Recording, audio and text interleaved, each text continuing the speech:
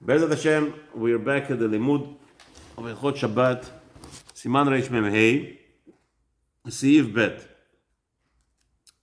Rabbi Moshe, please read. Siv Bet. Heicha. Heicha דהיתנו בתחילה עם אחר, קר בשיעת חולקה. נתחצה האינו יהודי לחלוק בשווה מותר. Okay, so what's going on here? Heicha דהיתנו בתחילה, אם אחר כך בשעת החלוקה נתרצה האינו יהודי לחלוק בשווה מותר.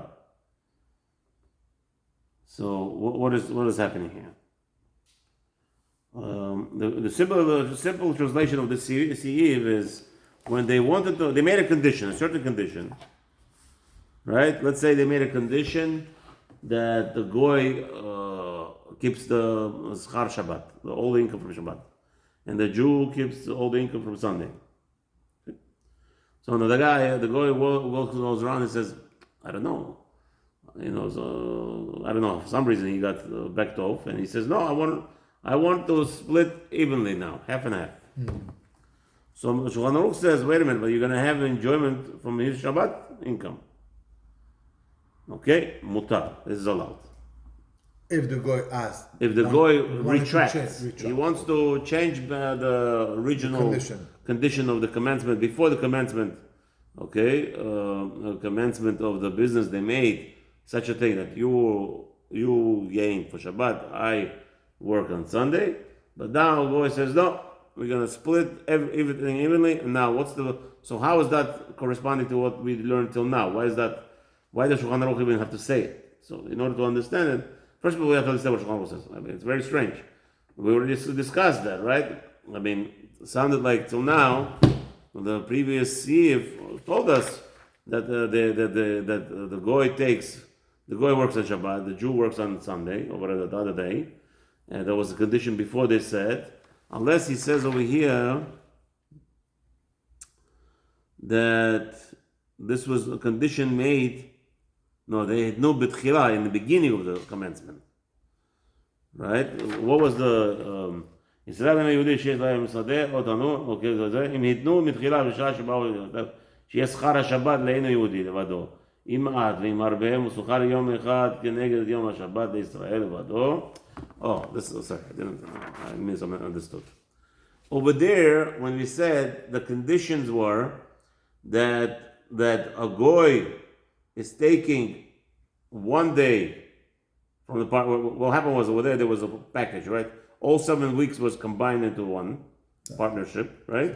So then what happened was the goy would we split all 7 equally. So we'll tell the goy, by the way, this is your Shabbat income, and this is my Sunday income. Even though it's all split, it's all one package.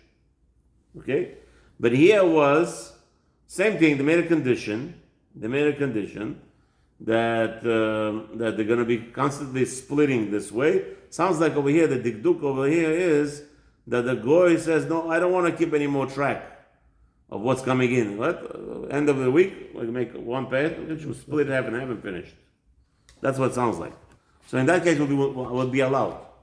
Meaning, you're not saying you taking 1/7 of that, and I'll take 1/7 of that, and then we'll split the fifth, the remaining 5, even though the same numbers. Okay, remember, in Halachot Shabbat, it could be that you don't see any difference at all on anything.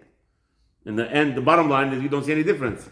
But it's all about Amirah, it's all about discussion. But you're allowed, condition in the beginning, to say that because we consider the one day, but the goy will take the day of Shabbat and I will take the Sunday to work. But I'm not taking the money of Sunday, it becomes at the end of the week that we split it together. Right, but it's all about your concentration. Exactly. The only reason it's allowed, because don't forget, there is an income of Shabbat there. Correct. There's the money that the goy toiled on Shabbat, and now you have actual pleasure from it. So as long as we didn't come out of the one. So now what happened was, the goy changed the condition. The goy says, no more I take for Shabbat, you take for Sunday. We're going to take it as one pot. Okay? And that's what the Shulchan Aruch, I believe, is telling us now here. Now it's going to be mutar because you're not doing anything. You didn't say anything. Remember, Isur Shabbat is all about me and my intention. And all this is before we do what we have to do. Our business starts. No, we're talking about after the business started now. Okay. The guy all of a sudden changes his mind. Okay, in the middle of the day he wants to. Oh, okay. Yeah, again, remember, because there's a record keeping, right? There's a record. At the end, we had $100,000 profit a week. Now we're splitting it into 7. All this balagan. Do me a favor. What do you doing? You leave me alone. What do we made? 100,000. You take 50. I take 50. Bye bye. Everybody's happy. Leave me alone. Yeah. If the guy does that, insist on that. We could say yes. Not a problem. Don't protest. Don't protest because you already made a condition up front, and now the guy is changing it, even though technically nothing changed physically. It's all about just the calculation amount. Okay, let's see the Mishnah Berurah. נתרצה עין היהודי, זה with me, סעיף קטן י"ג. נתרצה עין היהודי רצונו לומר שעלה לפי מה שיתנו הן רב או מעט על חלק השבת יותר מיום אחד לאכול של ישראל. בשעת חלוקה נתרצה לחלוק בשווה, אפילו אחי לא אמרינן דגלי מילתא למברא דהין היהודי היה שלוחו למלאכת שבת. אלא מתנה בעלמא הוא דיחיד דהב לאינו יהודי. So what happened was that what happened here, so Omar is trying to tell us that that the profit of Shabbat became greater. Okay? That it became greater than all the other days, which is true today. יותר מיום אחד לאכול של ישראל. So the guy, even Sunday, the profits of Sunday is less than Shabbat. ובשעת החלוקה נתרצה לחלוק בשווה. So now the goy says, you know what? The goy knows that he's working and he's bringing in more money than you. But don't forget, it's all about investments here. The goy cannot make money if I don't have my investment here. Right? It's a partnership, half and half. We're both inside. The principal, everything, all the money is in there. So what's happening here? The goy says, you know what? I don't want to have bad feelings or I want to have fights, not to have any remorse.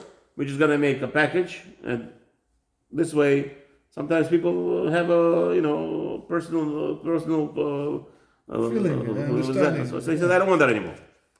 נתרצה לחלוק בשווה, אפילו אחי לא אמרינא דגלי מילתא למברא דהין היהודי היה שלוחו של מלאכת שבת. So we cannot say over here that in this instance, Shulchan Aruch is telling us, Mishnah Berurah explains that it sounds like a Jew is taking advantage of a guy working on Shabbat. Sounds like, right? Because don't forget, Shabbat profits are more. So why are you mixing it? The goy is saying right. So Ela matana be'almahu ga'yav lehayin Yehudi. So he says, what do we say here? We're saying that the goy is actually giving a present to a Jew. Oh. So he's flipping. That's what Shulchan Aruch means. Mishnah Berurah explains that when the goy said, I don't want this whole deal, so it's like he gives from his profits to a Jew as a gift.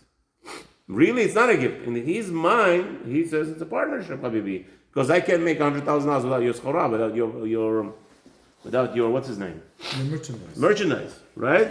So he tells him, therefore, even though it looks, we're not going to say here the Jew is having benefit from a goy's work. Because he's giving it to him, because he opened his mouth. Because we said in the beginning that the entire Shabbat's profit is goy. So now the goy is giving that away. It's his problem. It's his to give out. But davka שריצוי שלהן היהודי שתהיה החלוקה בשווה היה מסתמה שלא על ידי עשיית השבת החשבון ברווח שני הימים. This is specifically when there is no calculation made of the income from each day, from Shabbat and from the other day. אבל אם בא על ידי עשיית חשבון, שהישראל אמר להן היהודי בשעת החלוקה, עד שקלט בשבת 100 זוזי, וענה שכן ביום החול 50 זוזי. But if a Jew came and started, you know what the Jews are, Baruch Hashem, we don't talk straight sometimes. You could hint things. So the Jew came and says to the goy, wow, on Shabbat you made $100. And on Monday I made $50.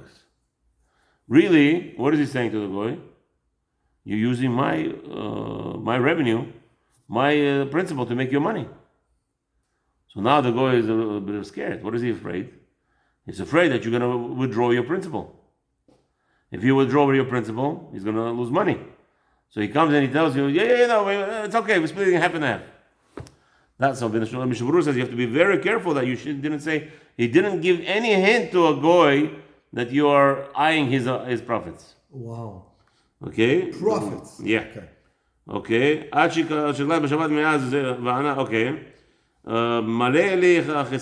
It's like you're hinting to him, fill up my that $25 extra, right? Remember, it's 150. I'm taking only 50, you're taking 100, it should be 75. So then, ועל ידי זה נתרצה עם היהודי להשלים לו, כבר כתבתי להם, okay, קטן. So over here that the goy, if you tell the goy that this kind of scenario, where you hinted to him, it's now the goy is coming in because he is forcing your hand. Again, what are you gaining by saying that? In reality, you already have. We already said that in the beginning. You already have in the end result. You are splitting the 150 together, half and half. But I guess it's the way you express yourself to the goy, not making him feel like so for the investment. It's my money. Again, don't forget. You remember that Hagar? She was snotty to Sarah. I'm pregnant. Like over here, a goy is like, I'm bringing all the profits. Don't forget, the goy is everything is about money. Yeah. If he's bringing more money, he's gonna make sure you know about it.